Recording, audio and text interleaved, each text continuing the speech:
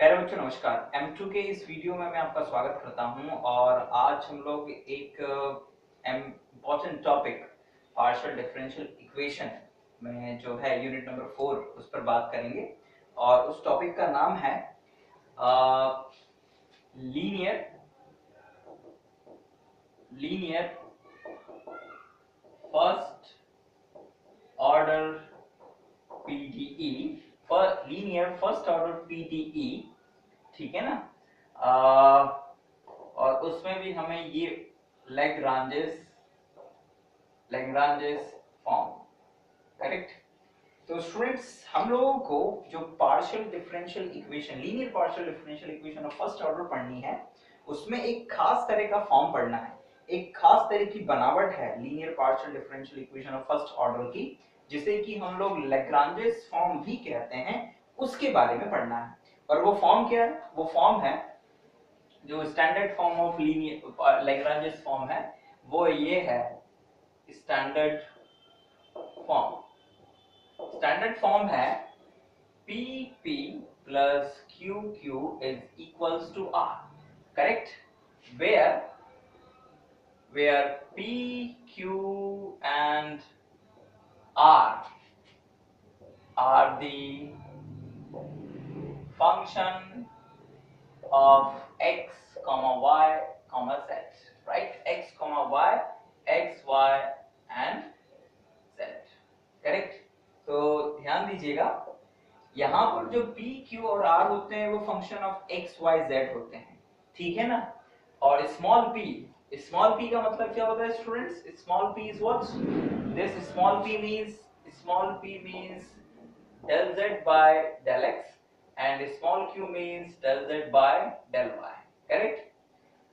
तो इन्हें भी आप लोग दिमाग पर रखें, ठीक है। ये तो आपको खैर पता होगा, लेकिन फिर भी आप इन्हें दिमाग पर रखिएगा, स्मॉल p और स्मॉल q का क्या मतलब है स्टूडेंट्स। एंड नाउ यहाँ पर ये तो हो गया standard form of partial differential equation of first order. Now इस डिफरेंशियल इक्वेशन को सॉल्व कैसे किया जाएगा? तो इसे सॉल्व करने के लिए स्टूडेंट्स हम लोगों को क्या करना पड़ेगा, वो वर्किंग रूल आप लोग देख ले पहले कि वर्किंग रूल क्या होगा। The working rule is that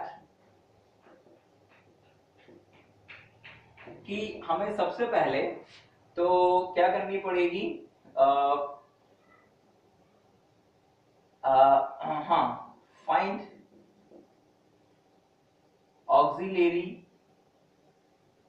auxiliary equation, find auxiliary equation for one, है ना। auxiliary equation बनानी होगी हमें डिफरेंशियल इक्वेशन 1 के लिए, और वो auxiliary equation कुछ इस तरह से बनाई जाती है स्टूडेंट्स। कैसे?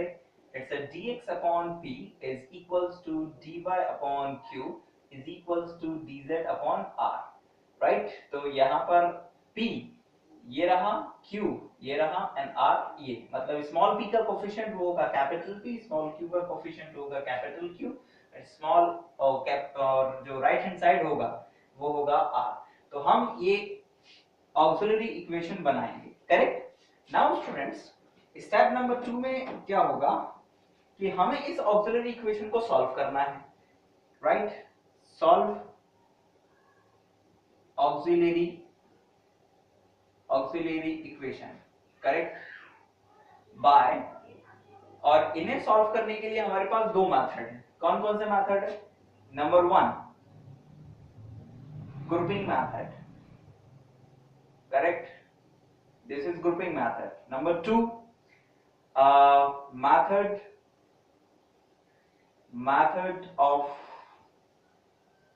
multipliers, and number 3 combination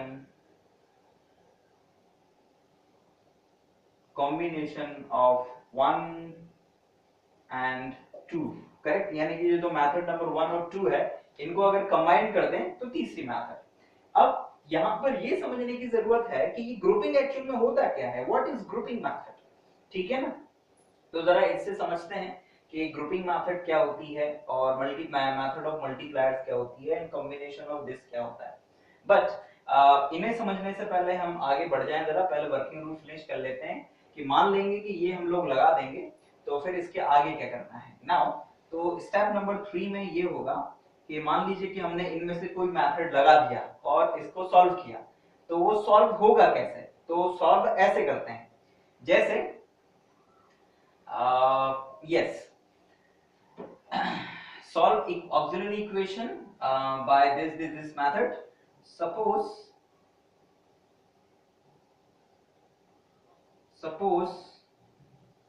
u is equals to a and v is equals to b, correct?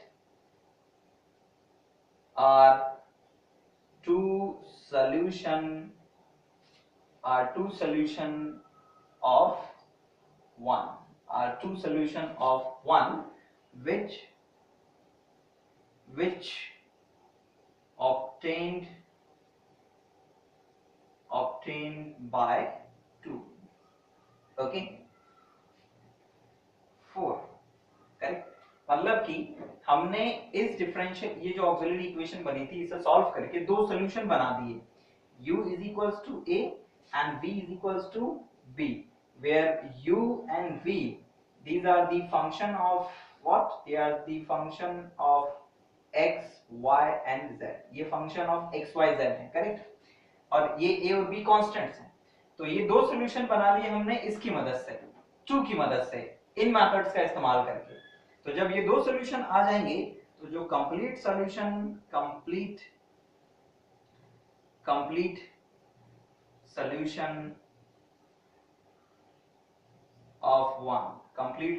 Of one क्या होगा students? It's a function of u v, not uv, it's a function of a comma b is equals to 0, or you can say it's a function of u and v is equals to 0। इसको आप ऐसे भी लिख सकते हैं, or it's u is equals to some function of phi function of v, or you can write v is the function of, suppose that it's a psi function of u। तो यहां पर हम इन चार फॉर्म्स में solution, complete solution लिख सकते हैं। अब यहां पर आपका एक क्वेश्चन अराइज हो रहा होगा, मतलब कई सारे डाउट्स भी आपके दिमाग में आ रहे होंगे। एक कि ये u और v कहां से आए, फिर हमने इनको इस तरह से क्यों अरेंज कर दिया? तो इसका जवाब ये है कि इस पार्शियल डिफरेंशियल इक्वेशन का जो सॉल्यूशन होता है वो एग्जैक्टली हमारे पास नहीं होता है, करेक्ट? लेकिन हमें ये पता होता है कि वो जो सॉल्यूशन होगा उसमें वेरिएबल्स का फॉर्म कैसा होगा। तो उस फॉर्म को हम केवल एक किसी आर्बिट्ररी फंक्शन से रिलेट कर देते हैं और that is the complete solution. क्योंकि पार्शियल डिफरेंशियल इक्वेशन के सॉल्यूशन में आर्बिट्ररी कांस्टेंट्स नहीं होते हैं, आर्बिट्ररी फंक्शन होते हैं। तो ये वही आर्बिट्ररी फंक्शन है जो कि इस डिफरेंशियल इक्वेशन को सॉल्यूशंस को कोरिलेट कर देता है, करेक्ट? अब हमारा उद्देश्य है इस u और v की वैल्यू निकालना, और जैसा कि मैंने अभी आपको थोड़ी देर पहले बताया कि इस u और v की वैल्यू निकालने के लिए हम लोग इन तीन मेथड्स का इस्तेमाल करेंगे। अब मैं यहाँ पर आपको ये बताऊंगा पहले कि ग्रुपिंग का मतलब क्या होता है, correct? What is grouping? What is grouping method?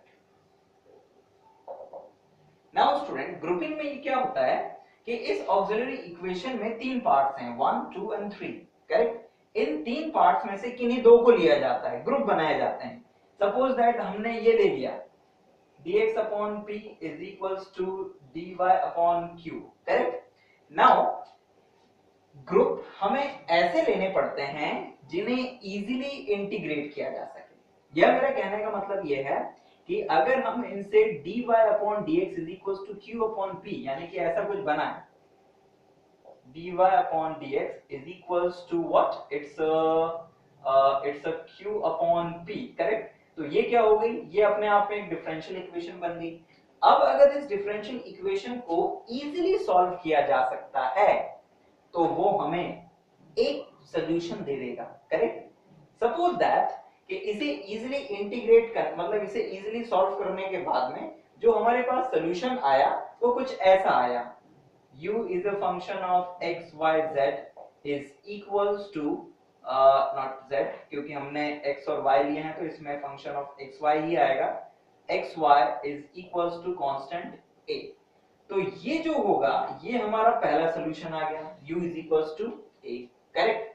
I repeat, हमने क्या किया है, हमने पहले और दूसरे पार्ट को लिया किससे, ऑक्सिलरी इक्वेशन से, उनका ग्रुप बनाया, और ग्रुप ऐसा होना चाहिए जिसे इजीली इंटीग्रेट किया जा सके या फिर उससे बनने वाली डिफरेंशियल इक्वेशन इजीली सॉल्व हो जाए। तो उस डिफरेंशियल इक्वेशन का जो सोल्यूशन आएगा वो होगा हमारा पहला सोल्यूशन। इसी तरह से फिर हम सेकंड और थर्ड पार्ट को ले लेंगे और उनसे एक डिफरेंशियल इक्वेशन बनाएंगे, उसे सॉल्व करेंगे, तो वहां से मिल जाएगा हमें v जो भी हो, may be it is x y और z is equals to b। Correct. जरूरी नहीं है अगर हम इन दोनों को लेंगे तो वो y और z का फंक्शन होगा। करेक्ट। अगर हम पहले और तीसरे को लेंगे तो वो मे बी पॉसिबल वो v x और z का फंक्शन हो। खैर वो तो बात की बात है, लेकिन जो भी आएगा उसको हम लोग नाम दे देंगे v। मतलब कि या तो आखिरी के दो ग्रुप ले लो और डिफरेंशियल इक्वेशन बनाओ और सॉल्व कर दो, या पहला और तीसरा ले लो और ग्रुप बनाओ, सॉल्व करो डिफरेंशियल इक्वेशन और सॉल्यूशन निकालो। तो हम यहाँ से 3 डिफरेंशियल इक्वेशन बना पाएंगे, लेकिन सॉल्व हमें 2 ही करनी है, कोई भी 2। करेक्ट। हो सकता है कि इन दोनों में ग्रुपिंग हो जाए, इन दोनों में हो जाए, लेकिन पहले और तीसरे में ग्रुपिंग ना हो। ग्रुपिंग का मतलब ये होता है कि हो सकता है कि यहाँ p की वैल्यू और q की वैल्यू ऐसी आ जाए कि जिन्हें इजीली इंटीग्रेट ही ना किया जा सके x और z के रिस्पेक्ट में, तो भी दिक्कत हो जाएगी, तो वो ग्रुपिंग काम नहीं करेगी फिर। करेक्ट। और ऐसा भी हो सकता है स्टूडेंट्स कि ग्रुपिंग बने ही ना, मतलब कि हम कोई भी ग्रुप लें तो जो भी डिफरेंशियल इक्वेशन बने वो इजीली इंटीग्रेट हो ही ना, सॉल्व ही ना। करेक्ट। जैसे कि ये है, इसमें x और y है, मान लो कि यहाँ z भी आ गया, तो अब z आ गया तो वो इंटीग्रेट नहीं हो पाएगा क्योंकि हम x और y के रिस्पेक्ट में इंटीग्रेट कर सकते हैं केवल, तो वो डिफरेंशियल इक्वेशन सॉल्व नहीं होगी। तो ऐसी स्थिति में हम दूसरी मेथड पे चले जाते हैं, मेथड ऑफ मल्टीप्लायर्स। तो ये मेथड ऑफ मल्टीप्लायर्स एक्चुअल में क्या है, आइए इसे समझें जरा। Method of multipliers. करेक्ट। तो आइए मेथड ऑफ मल्टीप्लायर्स देखते हैं। एक्चुअल में मेथड ऑफ मल्टीप्लायर्स का जो कांसेप्ट है वो कांसेप्ट कुछ ऐसा है कि हम लोग 3 मल्टीप्लायर्स चूज करते हैं। Okay, choose multipliers L, M, N such that M, L, M, N इस तरह से चूज करते हैं कि dx upon p is equals to dy upon q is equals to dz upon r is equals to L dx m dy n dz upon p L plus QL plus R not R M N is equals to, मतलब हमें इन L M N को इस तरह से choose करना है कि what कि L dx plus M dy plus N dz upon 0। It means that कि इन्हें L, M और N को इस तरह से चूज करना है कि जब हम ये चौथा पार्ट बनाएं ऑक्सिलरी इक्वेशन के लिए, 3 तो पहले से ही थे, इन तीनों की मदद से चौथा ही बना दिया, तो ये चौथे पार्ट का जो डिनोमिनेटर है वो 0 हो जाए। हमें L, M और N ऐसे चूज करना है। साथ ही जो भी L, M, N लें वो नीचे तो 0 बनाए ही सही, साथ ही L dx plus M dy plus N dz easily integrate हो जाए। मतलब L ऐसा होना चाहिए जो x के रिस्पेक्ट में इंटीग्रेट हो जाए, M ऐसा होना चाहिए जो y के रिस्पेक्ट में इंटीग्रेट हो जाए, और N ऐसा होना चाहिए जो z के रिस्पेक्ट में इंटीग्रेट हो जाए। तो ऐसा होने से फायदा ये होगा कि नीचे 0 बनेगा, ऊपर वाली चीज इजीली इंटीग्रेट हो पाएगी, और अब यदि इस चौथे वाले पार्ट को इन तीनों में से किसी के साथ भी ग्रुप कर दिया जाए, सपोज दैट चौथे के साथ किया, तो ये 0 क्रॉस मल्टीप्लाई होकर इस पूरे के पूरे को 0 बना देगा। तो हमें फाइनली क्या मिल जाएगा, हमें मिल जाएगा L dx M dy and dz is equals to 0। तो इसे हम लोग इंटीग्रेट कर देंगे। करेक्ट, हम इसे इंटीग्रेट कर देंगे, इंटीग्रेटिंग और हमारे पास क्या आ जाएगा, हमारे पास आ जाएगा u is equals to a, यानी कि एक सोल्यूशन आ जाएगा। करेक्ट, बिकॉज इंटीग्रेट करेंगे तो राइट हैंड साइड में कांस्टेंट a आ जाएगा और जो भी इसकी वैल्यू आएगी उसे u नाम दे देंगे, तो एक सोल्यूशन मिल गया। करेक्ट, तो हमने ये सोल्यूशन कैसे निकाला, मल्टीप्लायर्स यूज करके। कौन से multipliers, l m n multipliers use करके। करेक्ट, नाउ यहां पर आपका एक क्वेश्चन हो सकता है कि क्या सर हमेशा डिनोमिनेटर में जीरो बनाना जरूरी है, मतलब कि l m और n को इस तरह से लेना जरूरी है क्या हमेशा कि p q n के साथ जब उसे कंबाइन करें तो डिनोमिनेटर जीरो हो जाए हमेशा, मतलब चौथे पार्ट का जो डिनोमिनेटर है वो हमेशा जीरो ही रहे। तो मेरा जवाब ये है कि ज्यादातर केसेस में जीरो बन जाए तो अच्छा है, लेकिन कुछ क्वेश्चंस आपको बुक में ऐसे मिलेंगे जिनमें डिनोमिनेटर जीरो नहीं बनेगा, लेकिन वो डिनोमिनेटर ऐसा बन जाएगा कि यदि इस चौथे वाले पार्ट को इन तीनों में से किसी के साथ ग्रुपिंग की जाएगी तो डिनोमिनेटर में से कुछ ऐसा कैंसिल हो जाएगा एंड देन जो भी बचेगा वो इजीली इंटीग्रेट हो पाएगा। करेक्ट, तो हमारा उद्देश्य हमेशा एक ही रहेगा कि हम चाहे ग्रुपिंग यूज करें चाहे मेथड ऑफ मल्टीप्लायर्स, हमें ऑक्सिलरी फॉर्म से कुछ ऐसे पार्ट्स बनाने हैं या ऐसी डिफरेंशियल इक्वेशंस बनानी है जिन्हें इजीली इंटीग्रेट किया जा सके। करेक्ट, तो ये है ग्रुपिंग मेथड। तो पहला सॉल्यूशन निकल आया, इसी तरह से फिर LMN, ये हमने एक सेट लिया था मल्टीप्लायर्स का, फिर दूसरा सेट लेंगे। ठीक है, तो वो दूसरा सेट भी इसी तरह से लेंगे और फिर सॉल्व करेंगे तो दूसरा सॉल्यूशन आ जाएगा b is equals to a। Correct, तो हमें दो सॉल्यूशन मिल जाएंगे और हम ये कंप्लीट सॉल्यूशन बना देंगे।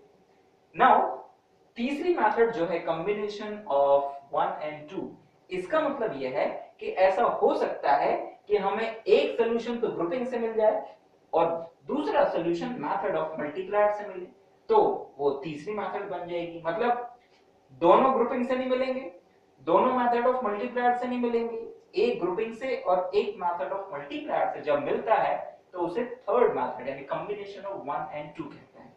नाउ इस पूरे के पूरे मेथड को अपने दिमाग में रखिएगा, ग्रुपिंग क्या होती है, ग्रुपिंग में क्या करना होता है, मेथड ऑफ मल्टीप्लायर्स क्या होती है, क्या करना होता है। नाम से याद रखिएगा, मल्टीप्लायर और ग्रुपिंग, ग्रुपिंग मतलब ग्रुप बनाना, ओके, और ऐसे ग्रुप बनाना जिन्हें इजीली इंटीग्रेट किया जा सके।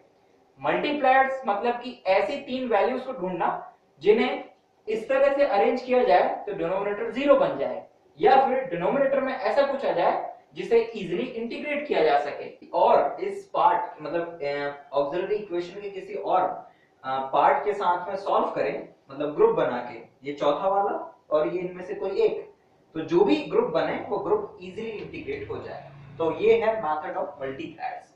अब इनको एग्जांपल्स के थ्रू समझते हैं तो आपको और अच्छे से समझ में आएगा। आइए कुछ प्रॉब्लम्स देखते हैं। तो स्टूडेंट हम लोग क्वेश्चन की शुरुआत करते हैं और आइए जरा पहला क्वेश्चन लेते हैं। Number 1, solve y square z upon x into p plus xz into q is equals to y square।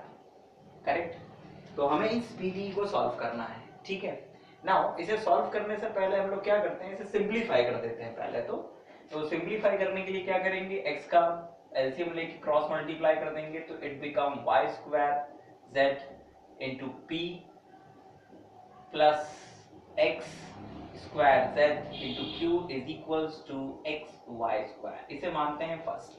अब जरा ध्यान दीजिएगा कि सबसे पहले तो हम चेक करेंगे कि क्या ये Lagrange's form of linear PDE है। तो देखेंगे p है, इसमें q है और राइट हैंड साइड है, p का कोफिशिएंट, q का coefficient and right hand side. अगर यहाँ p स्क्वायर होता तो ये लैग्रांजेस फॉर्म नहीं होता, करेक्ट, लेकिन p with degree 1, q with degree 1 and right hand side, तो उससे कंपेयर करेंगे तो हमें मिलेगा यहाँ पर क्या, हम देखेंगे कि हमें p भी दिया है, q भी दिया है और r भी दिया है। तो पहले हम उनको अलग कर लेंगे। तो here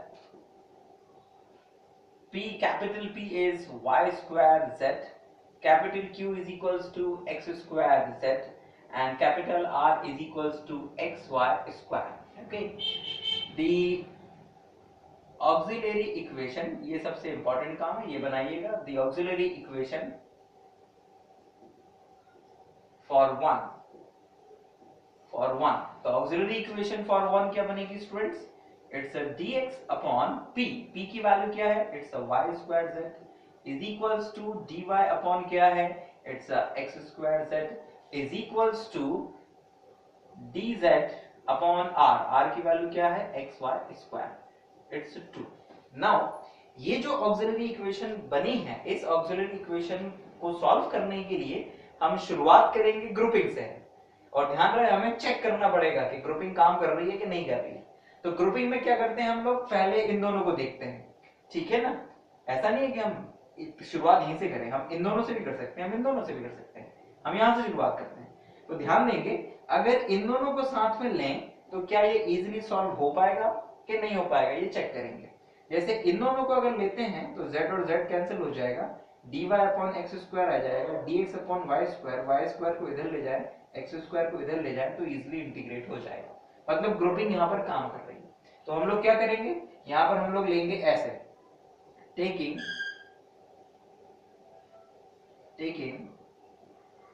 first two parts of 2, correct? तो फर्स्ट टू पार्ट्स अगर ले लें तो हमें मिलेगा dx upon Y square z is equals to dy upon X square z और z कैंसिल हो जाएंगे तो हमें मिल जाएगा dx upon Y square is equals to dy upon X square, जिसे लिखा जा सकता है X square dx is equals to Y square dy, correct? And इसे अगर हम लोग सॉल्व करना शुरू करें तो हम इसे लिख सकते हैं क्या? It's X square dx minus Y square dy is equals to 0। और नाउ इंटीग्रेट अगर इसे करते हैं, इंटीग्रेट करें तो एक्स स्क्वायर dx का इंटीग्रेशन हो जाएगा x क्यूब बाय 3 माइनस इसका इंटीग्रेशन हो जाएगा y cube by 3 is equals to some constant c1, जिसे लिखा जा सकता है x cube minus Y cube is equals to 3c1, जिसे नाम दे देंगे हम a। तो ये पहला सॉल्यूशन आया किसके लिए? डिफरेंशियल इक्वेशन 1 के लिए, जो हमने इस ऑक्सिलरी इक्वेशन की मदद से सॉल्व किया, राइट? नाउ अब एक सॉल्यूशन और बनाना है, तो दूसरा सॉल्यूशन बनाने के लिए हम फिर से ग्रुपिंग को ट्राई करते हैं। ग्रुपिंग हम तब तक ट्राई करते रहेंगे जब तक कि बन रहा है हमसे इंटीग्रेशन, और जैसे ही हम लोग इंटीग्रेशन करने में कैपेबल नहीं होंगे तो हम मेथड ऑफ मल्टीप्लायर पे चले जाएंगे। तो आइए जरा इसमें फिर से चेक करें। तो जरा ध्यान दीजिएगा, अब हम लोग इन दोनों को ले चुके हैं, अब इन दोनों को ट्राई करते हैं। अगर इन दोनों को लेते हैं तो क्या कैंसिल होगा इन दोनों में? इन दोनों को कैंसिल होगा स्टूडेंट्स, एक्स स्क्वायर से एक, यस, एक्स स्क्वायर से एक x तो कैंसिल हो जाएगा, यहां रह जाएगा z और एक x यहां पर रह जाएगा, लेकिन ये x जो रह जाएगा ये इसके साथ सॉल्व नहीं हो पाएगा, करेक्ट? तो नाउ अब हम लोग क्या करें, मतलब यहां पर जो एक x रह रहा है वो इस y और z से बनने वाली डिफरेंशियल इक्वेशन में प्रॉब्लम क्रिएट करेगा, क्योंकि उसको इंटीग्रेट नहीं किया जा सकेगा। तो ये दोनों तो ग्रुपिंग में काम नहीं कर रहे हैं। हम पहला और थर्ड देखते हैं अब जरा। अब अगर हम पहला और थर्ड लेते हैं तो y स्क्वायर और y स्क्वायर कैंसिल हो जाएगा, dz अपॉन x आ जाएगा और dx अपॉन z आ जाएगा, z इधर चला जाएगा, x इधर चला जाएगा, इंटीग्रेट हो जाएगा, करेक्ट? तो हम लेंगे first and third part, correct? Taking first last part of auxiliary equation 2, तो हमें मिलेगा स्टूडेंट्स व्हाट? हमें मिलेगा dx अपॉन y square z is equals to dz upon xy square. तो y स्क्वायर से y square cancel students, and this will give you x dx is equals to z dz, and this implies that x dx minus z dz is equals to 0, और अगर इसे integrate कर दें, integrating, तो हमें मिलेगा X square upon 2 minus Z square upon 2 is equals to C2, जिसे लिखा जा सकता है X square minus Y square 2C2 is equals to B। तो ये आया दूसरा सोल्यूशन स्टूडेंट, करेक्ट। तो हमें एक पहले मिल गया था, एक दूसरा और मिल गया, तो अब इनकी मदद से हम कंप्लीट सोल्यूशन बना देते हैं। सो द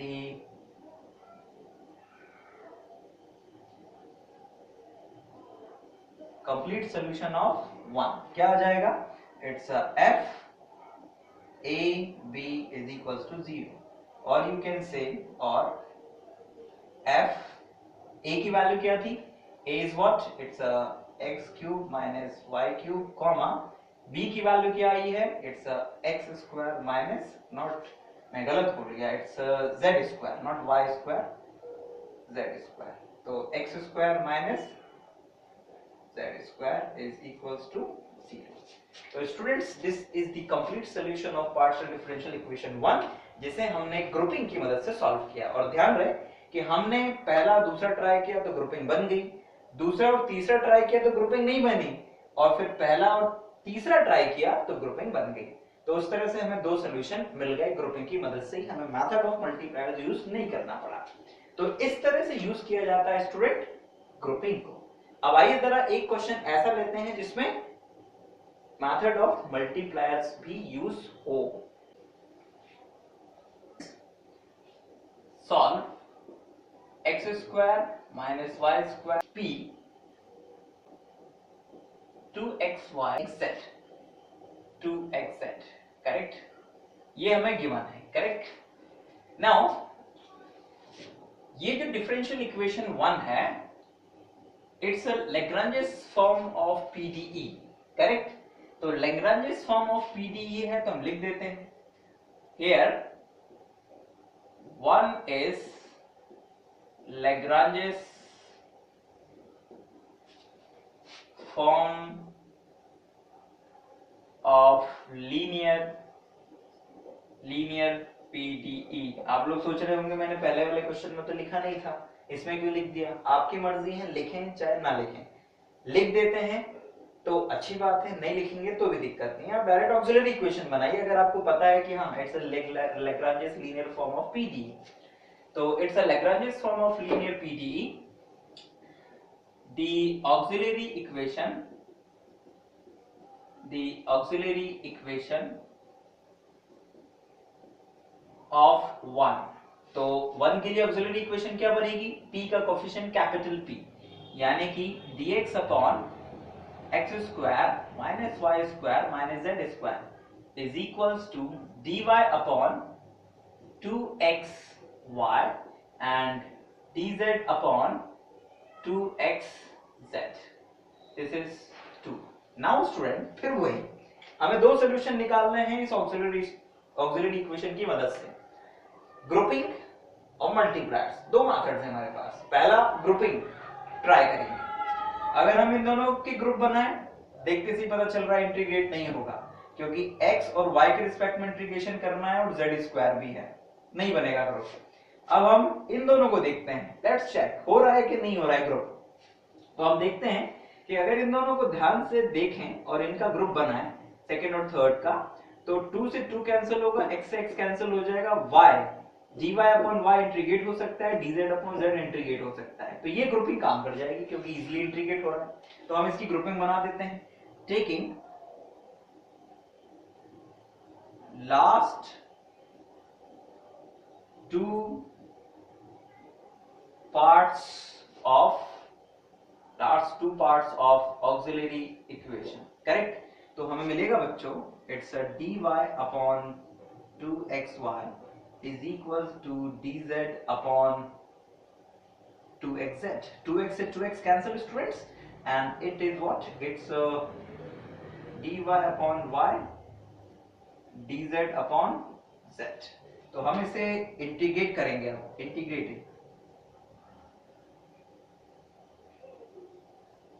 इंटीग्रेटिंग तो इंटीग्रेट करेंगे तो dy अपॉन y का integration log y, dz upon z का integration log z and plus यहां पर लिख देते हैं हम लोग log what log a। तो हमें मिल जाएगा स्टूडेंट्स, हमें मिलेगा, इसे अगर इधर लाए तो it's log y minus log z is equals to log a। It's a arbitrary constant. हाँ, इसे हम लोग लिख सकते हैं students log y upon z is equals to log a, और यहां से हमें मिल जाएगा स्टूडेंट्स व्हाट, हमें यहां से मिलेगा y upon z is equals to a। तो ये पहला सॉल्यूशन, करेक्ट। तो ये आ गया पहला solution, y upon z is equals to a। अब दूसरे सॉल्यूशन को और ढूंढना है। अब देखते हैं, ये दोनों तो ग्रुप, इन दोनों की तो ग्रुपिंग बन नहीं रही थी, इन दोनों की बन गई, एक सॉल्यूशन आ गया। पहले और तीसरे की भी ग्रुपिंग नहीं बनेगी बिकॉज x और z है और यहाँ पर y भी है, नो ग्रुपिंग। अब क्या करें स्टूडेंट? तो अब no doubt method of multipliers पे जाना पड़ेगा। क्वेश्चन ये है कि मेथड ऑफ मल्टीप्लायर्स में हम लोग क्या डिसाइड करेंगे, मतलब मल्टीप्लायर्स चूज कैसे करेंगे। तो उसका एक सीधा सा मैं आपको कुछ हिंट करता हूं, ये ट्रिक बताता हूं। ज्यादातर जो मल्टीप्लायर्स होते हैं किसी भी क्वेश्चन में x y z, यानी यहाँ x यहाँ x यहाँ x यहाँ y यहाँ z, नीचे x नीचे y नीचे z, या फिर x square y square z square, नीचे भी फिर वही, या फिर 1 upon x 1 upon y 1 upon z, या फिर 1 1 1, या फिर 1 minus 1 sorry minus 1 minus 1 minus 1। अक्सर ये निकलते हैं मल्टीप्लायर्स, इनसे इजीली सॉल्व हो जाता है। हमें पता नहीं है कि इस क्वेश्चन में क्या होने वाला है, लेकिन फिर भी हम ट्राई करेंगे, ठीक। और आपको ये काम रफ में करके देखना पड़ेगा कि काम कर रहा है कि नहीं कर रहा है ये मल्टीप्लायर। तो आइए जरा हम लोग चेक करते हैं कि ये मल्टीप्लायर यूज करने पर काम हो रहा है कि नहीं हो रहा है। मान लीजिए कि हम लोग मल्टीप्लायर्स हम चेक कर रहे हैं, हम मल्टीप्लायर्स अगर x y z यूज कर रहे हैं, x y z, ठीक है ना, तो नो डाउट हम इसमें x का मल्टीप्लाई करेंगे तो it's x cube minus X Y square minus X Z square, फिर इसमें मल्टीप्लाई करेंगे तो 2x y स्क्वायर, इसमें y का करना है, और इसमें कर रहे हैं हम लोग plus 2x z square, correct. Now इनको अगर हम लोग ध्यान से देखें तो जीरो तो होगा नहीं ये, हाँ, लेकिन ये दोनों माइनस हो जाएंगे, ये दोनों माइनस हो जाएंगे, तो हमें मिल जाएगा x cube plus X Y square plus X Z square, correct. और इनमें से x अगर कॉमन ले लें तो X square Y square Z square, ठीक है। एंड ऐसा करने से फायदा ये हो जाएगा कि जो चौथा वाला बनने वाला है पार्ट ऑक्सिलरी इक्वेशन का, अब मैं आपको समझाता हूं। Using multipliers x y z, करेक्ट। तो हमें मिलेगा स्टूडेंट्स, क्या मिलेगा, dx upon X square minus Y square minus Z square is equals to dy upon 2xy is equals to dz upon 2xz is equals to x dx y dy z dz upon में अभी अभी हमने देखा it's x cube minus X Y square minus X Z square plus 2x Y square, क्योंकि dy में y का करा है, and plus 2x Z square. तो हमें मिल जाएगा x dx y dy z dz, correct, z dz upon में ये दोनों माइनस हो जाएंगे और पूरे में से x कॉमन है, x कॉमन ले लेंगे तो हमें मिल जाएगा X square Y square Z square, correct. अब ध्यान दीजिएगा, ये जो चौथा वाला पार्ट बना है, ये वाले, ये ऑक्सिलरी इक्वेशन ये मॉडिफाइड हो गई है, ये वाली ऑक्सिलरी इक्वेशन मॉडिफाइड होके ऐसे बन गई है, ठीक है ना। तो इस ऑक्सिलरी इक्वेशन जो 3 बनी है, इस थर्ड ऑक्सिलरी इक्वेशन को अगर हम ध्यान से देखें और इस चौथे वाले पार्ट को इस तीसरे के साथ सॉल्व करें, यानी इन दोनों की ग्रुपिंग बना दें, तो ध्यान दीजिएगा x और x कैंसिल हो जाएगा, dz अपॉन z आ जाएगा, इसका इंटीग्रेशन इजीली हो सकता है। और ये जो ऊपर लिखा है ध्यान से देखिए उसे, x dx plus y dy plus z dz, actual में ये x square plus y square plus z square का डेरिवेटिव है। मतलब कि अगर इसे t मान लें तो ये ऊपर वाला dt है, क्योंकि x square plus y square is equal to अगर t हो जाए तो x dx मतलब 2x dx 2y dy 2z dz is equal to dt आ जाएगा, करेक्ट। तो ये dt है अपने पास ऊपर, मतलब ये इजीली इंटीग्रेट हो पा रहा है किसके साथ, इसके साथ। और उसी तरह अगर dy को इसके साथ ग्रुप कर दें तो भी x x कैंसिल हो जाएगा और इंटीग्रेट हो जाएगा। तो मतलब अब ये जो नई मॉडिफाइड ऑक्सिलरी इक्वेशन बनी है, हम इसमें ग्रुपिंग लगा रहे हैं, मतलब मेथड ऑफ मल्टीप्लायर्स भी लगा दिया है और फिर ग्रुपिंग कर रहे हैं, correct. So now taking last two parts of auxiliary equation 3, तो हमें मिलेगा बच्चों dz upon 2xz is equals to x dx y dy z dz upon में x x square y square z square, जिसे लिखा जा सकता है dz upon z is equals to 2 x dx y dy z dz divide by x square y square z square, correct. और जब इसे integrate करेंगे तो हमें मिल जाएगा इंटीग्रेटिंग, राइट। तो हमें मिल जाएगा log z is equals to log x square y square z square plus log b कर देते हैं, करेक्ट। तो स्टूडेंट्स ये ऑक्सिलरी इक्वेशन बनी थी, इंटीग्रेट किया, हमें ये मिल गया। नाउ ये जो आया है स्टूडेंट, इसे हम लोग ऐसा भी लिख सकते हैं, what, it's log z minus log of x square y square z square is equals to log of b, जिसे हम लोग लिख सकते हैं z upon x square y square z square is equals to b by log property. तो ये आ गया स्टूडेंट दूसरा सॉल्यूशन। तो हम लोग यहां पर अब बना देते हैं, hence complete solution of 1 क्या मिलेगा स्टूडेंट्स, इट्स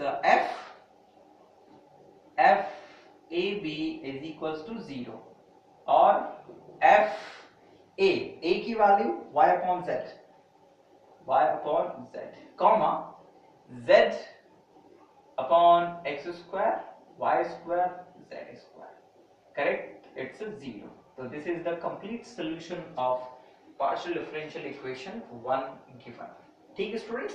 तो ये हमने निकाला स्टूडेंट्स पार्शियल डिफरेंशियल इक्वेशन का solution using grouping and method of multipliers. और मेथड ऑफ मल्टीप्लायर्स के बाद भी हमने नई ऑक्सिलरी इक्वेशन बनाई थी, जिसमें फिर एक बार ग्रुपिंग लगाई थी और इसे सॉल्व किया, ठीक है स्टूडेंट्स। अब आइए स्टूडेंट एक और क्वेश्चन देखते हैं जिसमें ग्रुपिंग मेथड का हम लोग इस्तेमाल, सॉरी मेथड ऑफ मल्टीप्लायर्स का इस्तेमाल करेंगे, लेकिन वो ऐसा नहीं होगा, उसके डिनोमिनेटर में 0 बनेगा। आइए उसे देखिए। Solve z minus y p plus x minus z q is equals to y minus x, correct. तो इसे नाम दे देते हैं हम लोग 1, और देख के ही आपको लग रहा होगा it's Lagrange's form of PDE, Lagrange's form है। तो इसके लिए सबसे पहले हम लोग ऑक्सिलरी इक्वेशन बनाएंगे। दी ऑक्सिलरी मतलब पहले सॉल्यूशन आप वगैरह लिख दीजिएगा। द ऑक्सिलरी इक्वेशन ऑफ 1 तो क्या मिलेगा, it's dx upon z minus Y dy upon x minus z and dz upon y minus x, correct, it's 2 differential equation, it's 2, right. अब जरा ध्यान दीजिएगा, सबसे पहले इस ऑक्सिलरी इक्वेशन में टेस्ट करेंगे कि क्या ग्रुपिंग काम कर रही है। तो आप देखेंगे कि इन दोनों को अगर लेते हैं तो z के कारण ग्रुपिंग में दिक्कत होगी, क्योंकि इंटीग्रेशन x और y के रिस्पेक्ट में होगा और z है दिक्कत करेगा। सेम प्रॉब्लम यहाँ पर भी आएगी और same problem first and last में भी आएगी। मतलब इस पूरे क्वेश्चन में ग्रुपिंग काम ही नहीं कर रहा है। अब आते हैं नेक्स्ट मेथड ऑफ मल्टीप्लायर्स। ढूंढिए ऐसे मल्टीप्लायर्स जो या तो डिनोमिनेटर में 0 बना दें, चौथे जो पार्ट बनेगा चौथा वाला पार्ट, या फिर कुछ ऐसा बनाएं डिनोमिनेटर में जिससे इजीली इंटीग्रेशन किया जा सके। तो जरा ध्यान दीजिएगा, अगर हम इसे कुछ इस तरह से लें, मतलब मल्टीप्लायर्स का चूज कुछ इस तरह से करें, टेकिंग मल्टीप्लायर्स 1 1 1, तो देखिएगा जरा क्या होगा, हमें मिलेगा dx upon z minus Y dy upon x minus z dz upon y minus x is equals to dx dy dz। Upon में सबको ऐड कर दीजिए, z minus Y plus x minus z plus y minus z, sorry y minus x। देखिए जरा cancel हो रहे हैं क्या, यस, ये z से z, y से y, x से x, सब कुछ कैंसिल हो गया और हमें मिल गया क्या, हमें मिल गया dx plus dy plus dz upon 0, correct. Now अब अगर इस चौथे वाले की ग्रुपिंग इनमें से किसी के साथ भी कर दी जाए तो ये 0 इन तीनों में से किसी को भी 0 बना देगा। तो हम लोग इसे लिख सकते हैं, this implies that what, this implies that dx plus dy plus dz is equals to 0 ही आएगा हमेशा, किसी के साथ भी ग्रुप बनाए। और इसे इजीली इंटीग्रेट किया जा सकता है, और इसे इंटीग्रेट करेंगे तो हमें क्या मिलेगा, इंटीग्रेटिंग dx का integration x y z is equals to a। पहला सॉल्यूशन आ गया students, right, it's a first solution.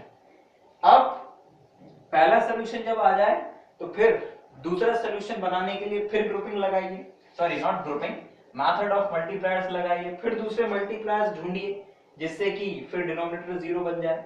तो it's very easy, taking multipliers x y z, है ना, हो सकता है कि नहीं आए लेकिन टेस्ट तो करना पड़ेगा ना।